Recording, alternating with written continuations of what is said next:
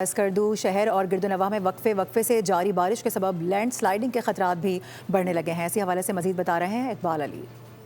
जी हाँ, बिल्कुल। आज गिलगित बल्तिस्तान समेत स्कर्दू और गिरदुनवा में हल्की बारिश अलस सुबह से जारी है और स्कर्दू के मुतादिद जो दूर दराज के इलाके हैं वहाँ पर तेज़ बारिश के बाइस कई मकामात पर लैंड स्लाइडिंग के इतलाआत मौसूल हो चुके हैं और कहीं ऐसे इलाके हैं जहाँ से जो आमद-ओ-रफ्त की जो सड़कें हैं वो लैंड स्लाइडिंग के बाइस मुतासिर हो चुकी है।